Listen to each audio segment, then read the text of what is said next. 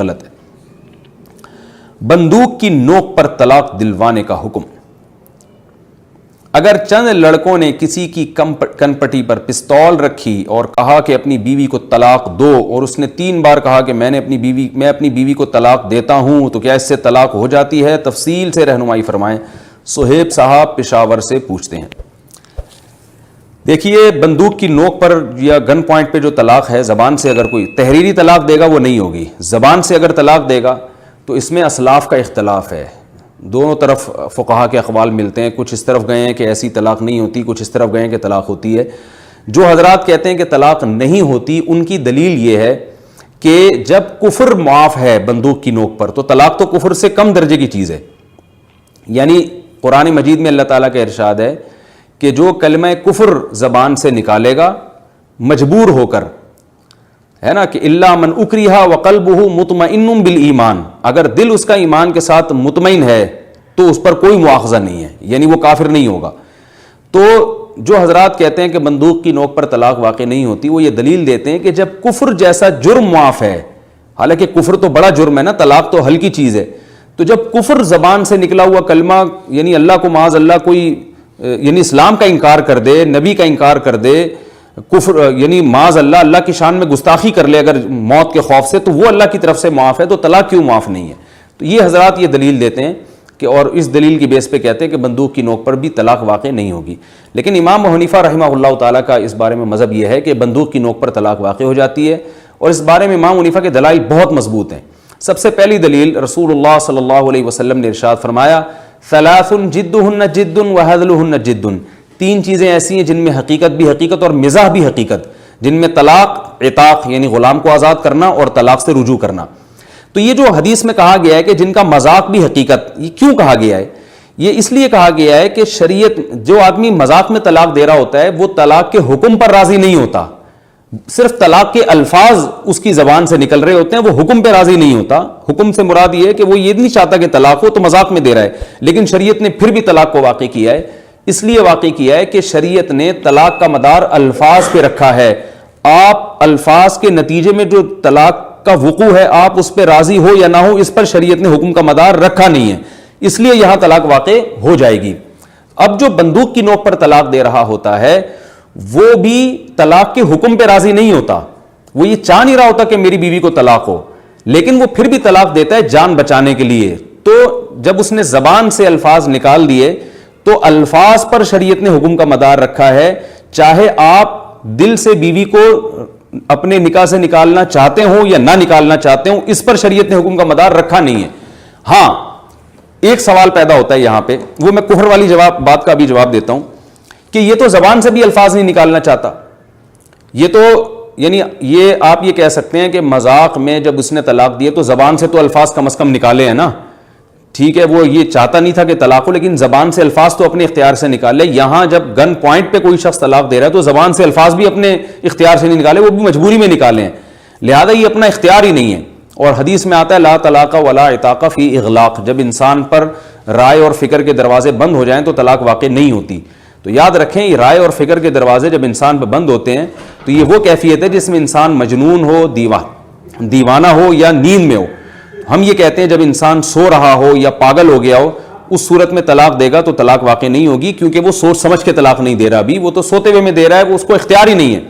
جبکہ گن پوائنٹ پہ جو شخص طلاق دے رہا ہوتا ہے وہ اپنے اختیار سے دے رہا ہوتا ہے اور بڑی ذہانت کے ساتھ دے رہا ہوتا ہے، کیونکہ اس کو وہ 2 چیزوں میں سے ایک چیز کو اختیار کرتا ہے، اس کے سامنے 2 مصیبتیں ہوتی ہیں، ایک اپنی جان اور ایک اپنی بیوی، تو ہوش کے ساتھ پورے اختیار کے ساتھ وہ یہ فیصلہ کرتا ہے کہ بھائی دیکھ لو دونوں طرف مصیبت کھڑی ہے، ایک طرف موت ہے ایک طرف بیوی ہے، تو وہ یہ فیصلہ کرتا ہے کہ بیوی چھوڑ دیتا ہوں میں، کوئی بات نہیں، بعد میں دوسری شادی کر لوں گا، لیکن جان اگر گئی تو واپس نہیں آئے گی۔ تو یہ بڑی ہوشیاری کے ساتھ وہ بالکل درست فیصلہ کرتا ہے کہ جان اور بیوی میں سے ایک چیز کو اختیار کرتا ہے۔ تو ہم یہ کہتے ہیں کہ یہ غیر اختیاری طلاق نہیں ہے، یہ اپنے اختیار کے ساتھ طلاق ہے، سوچنے اور سمجھنے کے ساتھ طلاق ہے، لہذا یہ واقع ہو جائے گی۔ ہاں، یہ ضرور ہے کہ اس پر ظلم ہوا ہے، جس نے گن پوائنٹ پہ طلاق دلوائی ہے اس نے ظلم اس کے اوپر کیا ہے کہ اس کی بیوی کو زبردستی اس کے نکاح سے باہر نکالا ہے، تو اس ظلم کی سزا بھی اس کو ملنی چاہیے اور مہر بھی اس کے ذمہ آنا چاہیے، اور جو بھی سزائیں اس کو دی جائے، جتنی سزا دی جائے وہ کم ہے۔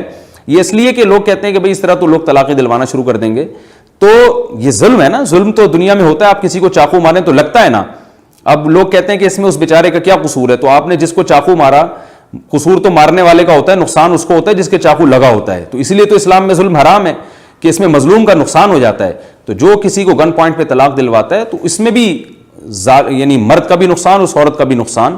تو ظلم تو کہتے ہی اس کو ہے کہ کسی کا نقصان ہو رہا ہو, تو یہ نقصان ہوگا تو ہم اس کو ظالم کہیں گے نا, اگر نقصان نہ ہوگا, نہیں ہوگا تو ہم اس کو ظالم تھوڑی کہیں گے. تو یہ غیر اختیاری طلاق نہیں ہے, یہ اپنے اختیار سے طلاق دی ہے. دو بڑی مصیبتوں میں سے آپ نے ایک چھوٹی مصیبت کو اختیار کیا ہے, تو یہ اختیاری طلاق ہے, غیر اختیاری نہیں ہے. رہا مسئلہ کفر کا, تو کفر میں گن پوائنٹ پہ اس لیے کافر نہیں ہوتا انسان کہ کفر کا تعلق اصل میں دل سے ہے. کفر جو ہے نا دل سے, تبھی آپ دیکھیں منافق وہ ہمیشہ جہنم میں جلیں گے, حالانکہ وہ زبان سے اپنے آپ کو مسلم کہتے تھے مگر دل میں کافر تھے. تو کفر کا اصل تعلق ہے دل سے. جب گن پوائنٹ پہ کوئی آپ کی زبان سے کلمہ کفر نکلوا رہا ہے تو یہ زبان دل کی عکاسی نہیں کر رہی ہے. زبان دل کی عکاسی اس وقت کرتی ہے جب نارمل حالت ہو. نارمل حالت میں آپ اپنے آپ کو کافر کہتے ہیں تو ہم کہیں گے واقعی آپ کافر ہیں, کیونکہ زبان دل کی عکاسی کر رہی ہے, آپ کے اندر جو عقیدہ چھپا ہوا ہے اس کی عکاسی کر رہی ہے. لیکن گن پوائنٹ پہ جب کوئی اپنے آپ کو کافر کہتا ہے تو یہ زبان دل کی عکاسی نہیں کر رہی, اور دل میں وہ مسلم ہے تو مسلم ہی کہلائے گا. جبکہ طلاق کا تعلق دل سے نہیں ہے, طلاق کا تعلق زبان سے ہے. ایک آدمی اپنی بیوی کو بیٹھے بیٹھے طلاق دیتا ہے اور کہتا ہے میں دل سے نہیں دینا چاہ رہا, میری نیت ہی نہیں ہے, لیکن اسلام کہتا ہے پھر بھی طلاق ہو گئی, کیونکہ طلاق میں نیت پر مدار نہیں ہے, طلاق میں اسلام زبان کو دیکھتا ہے. تو بعض لوگ یہ بھی کہتے ہیں کہ گن پوائنٹ پہ کسی نے کسی کا مال بیچا, یعنی جیسے میں کوئی شخص گن رکھے اور کسی سے کہے یہ اپنی چیز اس کو فلانے اتنے پیسوں میں بیچ دو. جب آپ نے اتنے پیسوں میں بیچ دی تو اسلام کہتا ہے کہ یہ تجارت نہیں ہوئی ہے, کیونکہ گن پوائنٹ پہ کسی نے کسی کی چیز کو بکوایا ہے. تو بعض لوگ اس سے بھی قیاس کرتے ہیں کہ جب گن پوائنٹ پہ آپ اپنی چیز کسی کو بیچیں گے تو وہ بیع کالعدم ہوگی, تو طلاق کیوں کالعدم نہیں ہوگی؟ اس کا بھی جواب بہت آسان ہے کہ تجارت کے بارے میں اللہ تعالیٰ کا ارشاد ہے کہ یا ایھا الذین آمنوا لا تأکلوا اموالکم بینکم بالباطل الا ان تکون تجارۃ عن تراض منکم. اے ایمان والو, الا ان تکون تجارۃ عن تراض منکم, اے ایمان والو ایک دوسرے کا مال ناحق طریقے سے مت کھاؤ, ہاں وہ تجارت جو آپس کی کامل رضا کے ساتھ ہو. تو اسلام نے بتایا کہ تجارت کامل رضا کے ساتھ ہوتی ہے, گن پوائنٹ پہ تجارت نہیں ہوتی. لیکن طلاق کے بارے میں اسلام نے یہ نہیں بتایا ہمیں کہ وہ کامل رضا کے ساتھ. ایسی کوئی حدیث ہمارے پاس نہیں ہے کہ جو دل کی گہرائیوں سے طلاق دے گا تو اس کی طلاق ہوگی, جو اوپر سے دے گا اس کی نہیں ہوگی. بلکہ حدیث سے ہی پتہ چلتا ہے اوپر سے دو دل سے دو, طلاق بہرحال واقع ہو جائے گی. تو اس لیے اس کو بزنس پہ یا تجارت پہ قیاس نہیں کر سکتے. تجارت میں اللہ نے شرط لگائی عن تراضٍ کہ آپس کی رضا کے ساتھ ہونی چاہیے تجارت. لہذا گن پوائنٹ پہ کوئی مال بیچتا ہے تو وہ نہیں بکے گا, لیکن طلاق دے دیتا ہے تو یہ طلاق واقع ہو جائے گی, کیونکہ طلاق کا تعلق زبان سے ہے, دل سے نہیں ہے. بعض لوگ اس میں یہ بھی کہتے ہیں کہ اس میں تو عورتیں بیچاروں کا بڑا نقصان ہے, خواتین کا. ایسے تو کوئی بھی گن رکھ کے کسی سے بھی زبان سے طلاق نکلوا لے اور بیچاری عورت کا کیا قصور ہے, وہ اس کے تو رگڑے لگ جائیں گے بیچاری کے. تو میں ان سے کہتا ہوں کہ اگر اسی پر مدار رکھنا ہے, اس کے دو جواب ہیں یعنی اس اعتراض. تو یہ تو اس پہ بھی اعتراض کیا جا سکتا ہے, کوئی کسی کی گن پوائنٹ پہ رکھ کے کن پٹی پہ گولی مار دے تو اس بیچارے کا کیا قصور ہے. تو گن پہ جب کس نے کوئی کام کرنا ہے تو صرف طلاق تھوڑی, وہ تو بندوق سے مار بھی سکتا ہے بندے کو. اور آج کل دنیا میں جتنے فسادات ہو رہے ہیں وہ تو بندوق کی نوک پہ ہی ہو رہے ہیں. تو اس کا حل یہ نہیں ہے کہ آپ شرعی احکامات کو تبدیل کرنا شروع کر دیں, بلکہ اس کا حل یہ ہے کہ بندوقوں پہ حکومت کنٹرول کرے کہ بندوق کس کے ہاتھ میں ہونی چاہیے, کس کے ہاتھ میں نہیں ہونی چاہیے. تو عورت پہ ظلم بھی ہو سکتا ہے یقیناً. بندوق جیسے کسی عورت کو بندوق کی نوک سے طلاق دلوائی جا سکتی ہے, اسی طرح کسی عورت کو بندوق کی نوک سے قتل بھی تو کیا جا سکتا ہے. تو وہ بھی ظلم ہے تو یہ بھی ظلم ہے. تو ظلم کا دفعیہ اس طرح سے ہوگا کہ ظالموں کو سزا دی جائے اور بندوقیں ان کے ہاتھ میں دی جائے جو بندوق کو کنٹرول کرنا جانتے ہوں, دہشت گردی پہ کنٹرول کیا جائے. تو یہ حل نہیں ہے. بعض صورتوں میں تو اور مظلوم عورت کو شوہر سے جان چھڑانے کا طریقہ یہ ہوتا ہے کہ جبری طلاق دلوائی جائے. مثال کے طور پر کوئی آدمی اپنی بیوی پہ ظلم کر رہا ہے اس زمانے میں, اور وہ طلاق نہیں دے رہا اور ظلم پہ ظلم کیا جا رہا ہے. ہماری عدالتوں کا جو سسٹم ہے وہ تو آپ کو پتا ہے کہ وہ تو غیر شرعی خلا کی بھرمار ہے وہاں پہ. وہ گن پوائنٹ پہ تو کیا, وہ تو بس جاتے ہی عورت کو خلا کی ڈگری پکڑا دیتے ہیں. علماء فتویٰ دیتے ہیں کہ یہ خلا نہیں ہوا تو عورتیں بیچاری ساری زندگی قسم پرسی میں گزارتی ہیں. بعض دفعہ مرد ظالم ہوتا ہے, عورت کے پاس گواہ نہیں ہوتے اس کے ظلم کو ثابت کرنے کے لیے, تو عدالت کا دروازہ وہ کھٹکھٹا نہیں سکتی, کیونکہ عدالت میں غیر شرعی خلا ہو رہے ہیں جس سے عورت کا نکاح ختم نہیں ہوتا.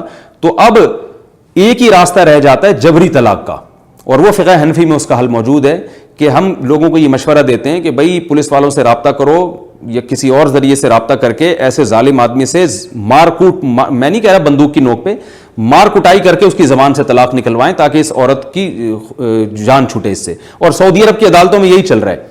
سعودی عرب میں کیا کیس ہوتا ہے، حالانکہ عرب علماء جبری طلاق کے قائل نہیں ہیں، لیکن یہاں وہ بھی جبری طلاق کے قائل ہو گئے ہیں. ویسے وہ بھی یہ کہتے ہیں کہ جبری طلاق نہیں ہوتی، لیکن یہاں آ کے وہ بھی جبری طلاق کے قائل ہوئے ہیں. تو یہ امام حنیفہ رحمۃ اللہ علیہ کا امت پر احسان ہے کہ وہ جبری طلاق کے قائل ہوئے ہیں. اس میں مظلوم عورتوں کی فریاد رسی بھی ہے. سعودی عرب کی عدالت میں کیا ہے، یا یو اے ای وغیرہ کی عدالتوں میں عورت ثابت کر دینا کہ مرد ظالم ہے، تو مرد اگر خلا نہیں دیتا تو عدالت جبراً اس سے طلاق دلواتی ہے کہ بھائی تمہیں اندر کر دیں گے، اریسٹ کر دیں گے، تمہارے باپ کو بھی طلاق دینی پڑے گی. وہ وہاں کھڑے ہو کر طلاق دینے پر مجبور ہوتا ہے، عدالت فورس کرتی ہے اس کو. تو وہ جبری طلاق جب ہو رہی ہے تو یہ والی کیوں نہیں ہو رہی بھائی؟ وہاں یہ سارے دلائل کیوں نہیں دیتے؟ تو وہ ان لوگوں نے ایک استثناء نکال لیا کہ بھئی عدالت اگر جبر کرے تو ہو جائے گی. تو ہم بھی یہی کہتے ہیں کہ جبری طلاق کے فائدے بھی ہیں، نقصانات بھی ہیں. تو فائدے اگر آپ صرف نقصانات کو دیکھتے ہیں اور کہتے ہیں جبری واقع نہیں ہوتی، تو فائدوں کو بھی دیکھنا چاہیے کہ بعض دفعہ جبری طلاق کو واقع کرنے میں عورت کا فائدہ ہو رہا ہوتا ہے. اب یا تو یہ علماء کو، مفتیوں کو اختیار دے دیا جائے کہ کون سا عالم کس وقت جبری طلاق کو واقع کرے جب یا واقع نہیں کرے، اس پر ڈال دیا جائے تو یہ دین ایک تماشا بن جائے گا. اور اگر دلائل کو دیکھنا ہے تو پھر یہ دلائل میں سمجھتا ہوں بہت مضبوط ہیں امام حنیفہ کے کہ ثلاث جدہن جد وہزلہن جد، تین چیزوں میں حقیقت بھی حقیقت، مزاح بھی حقیقت، اور اس میں طلاق بھی ہے. تو طلاق میں شریعت نے الفاظ پہ مدار رکھا ہے.